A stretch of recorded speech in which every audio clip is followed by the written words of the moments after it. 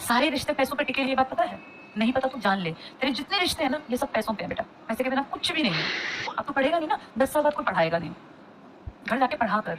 जिस भी तरफ तेरा दिमाग दौड़ता है अपने दिमाग को समझा, मुझे पढ़ना है, मुझे पढ़ लिख के आगे बढ़ना है, मुझे अपनी जिंदगी बेहतर बनानी है, मुझे गलत रास्ते पे नहीं जाना। देखो कल को ये तुम्हें कहीं मिले और ये मजदूरी करता हो तो तुम लोग इस पे हंसोगे कि ये हमारी क्लास में था, मजदूरी कर रिक्शा चला रहा है। कल को ये तुम्हें मिले और इसके पास बड़ी गाड़ी हो और बढ़िया घर और इसकी पर्सनैलिटी हो, तुम ये तो हमारे साथ पढ़ता था। ये ना बेटा रवैया बदल जाता है। अगर ये मेहनत कर लेगा, इसकी पर्सनैलिटी अच्छी है, ये कहीं भी कुछ भी कर सकता है, लेकिन अगर इसने पढ़ाई नहीं की तो ये सब यहीं धरा रह जाएगा और ये कहीं काम नहीं आनी बेटा। शक्ल तो बिल्कुल पता बेटा, जो गरीब है ना वो सुंदर नहीं हो सकता कभी। गरीब आदमी ज्यादा दिन तक सुंदर नहीं रहेगा। सुंदरता बेटा चेहरे की ना कुछ दिन में हो जाती है। सुंदरता होती है आपकी सोल की, आपकी पर्सनालिटी की। आपका रंग बेशक कैसा ही है, लेकिन अगर आप कहें कि मैं आईएएस हूं, तो चाहे आप काले हैं, भद्दे हैं, दांत बाहर रखे हैं, लोग आप जब आएंगे ना तो लोग एकदम सीधे खड़े हो जाएंगे और आप देखने में बड़े हैंडसम है, स्मार्ट है, लेकिन कोई पूछे क्या करते हैं मजदूरी, तो उसका रवैया चल यहाँ से बैठ, ऐसे भगा देगा। ये रवैया है बेटा। अपनी इज्जत करानी है ना तो ऊंचाई तक जाना है, नहीं तो फिर किसी काम नहीं आनी बेटा। ना हाइट, ना हेल्थ, ना रंग, ना रूप, ना कहीं पे तुम्हारी कोई पर्सनैलिटी मैटर करती। अपनी काबिलियत बढ़ा लो तब तुम अच्छे हो। और लड़कों के पास बेटा ऑप्शन नहीं है इंडियन सोसाइटी में।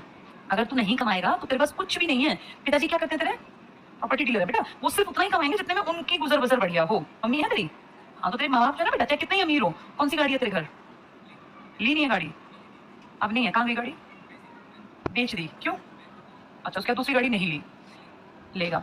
हाँ अब तुम लोग एक बात सोचो, इसके पिताजी मेहनत करते हैं, उन्होंने गाड़ी ली, वो डीजल वाली रही होंगी, बैन हो गई, अब जो है नई गाड़ी लेंगे। इसके पिताजी बेटा इस उम्र में भी कमा रहे हैं। इसके पिताजी कम से कम 45 के आसपास के होंगे तेरे पापा, 53 के है। इसके पापा बेटा 7 साल बाद रिटायरमेंट की एज में आ जाएंगे, वो अब गाड़ी ले सकते हैं क्योंकि वो मेहनत कर रहे हैं अपने टाइम पर। इसकी तो भी उम्र आएगी ना, पापा की बनाई हुई गाड़ी इसकी पीढ़ी तक चल जाएगी क्या? एक गाड़ी कितने साल में खराब होने लगती है? 15 साल बाद तो चला ही नहीं सकते, 10 साल बाद वो खराब खटर पटर, उसमें पैसे लगने लगते हैं। तो जो इसके पापा ने गाड़ी अब लेनी है ना कल परसों में, वो इसके काम नहीं आनी, वो तो उनके काम आनी है। ये गाड़ी तब ले पाएगा जब ये थोड़ा पढ़ा लिखा और थोड़ा इंटेलेक्चुअल होगा दिमागी तौर पर, नहीं तो ले जाएगा। पढ़ा कर बेटा। अब तेरी पीटीएम में पापा आएंगे ना, मम्मी मैं खुद आऊंगी पीटीएम में मिलने, और जिसकी शिकायत आई फिर उसका आगे हम अगले साल डिसीजन फिर हमें कुछ और लेना पड़ेगा। मैं नहीं चाहती बेटा भविष्य खराब हो। अच्छी हाइट, अच्छा स्मार्ट लड़का, पढ़ लिख के आगे निकल जा, तेरे लिए दुनिया भर की चीजें पड़ी करने के लिए। क्यों पीछे रहता है? ऐसे क्यों बेइज्जत हो रहा है तू? ये बेइज्जती है बेटा। क्यों बेइज्जत हो रहा है? किस कारण से? क्या बुद्धि नहीं है तेरे अंदर? शरीर तेरा फिट है, बुद्धि तेरे अंदर, क्यों बेइज्जती करवा रहा है? आगे पढ़ लिख के तू यहाँ खड़ा हो, हम ताली बजाएंगे, देखो इसने इंप्रूवमेंट किया, तो बात है। तो क्या फायदा बेटा लाइफ का? हम में और जानवर में क्या अंतर है? जानवर में अकल नहीं है, 2 डंडे मारो फिर वैसी हरकत करेगा, फिर डंडे मारो फिर वैसी हरकत करेगा। हम इंसान है, हमारे ऊपर ना बात लगनी चाहिए। किसी ने एक बात बोल दी बस मन पे लग जाए कि यार मेरी बेइज्जती कैसे हो गई क्लास में, मैं इतना पढ़ूंगा, मैं बदल के दिखाऊंगा हर चीज को। दुनिया बदलती है बेटा।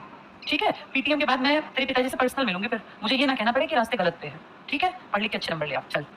हाँ बेटा, इतनी लंबाई बढ़ गई, पढ़ाई नहीं बढ़ी तेरी, आ जा।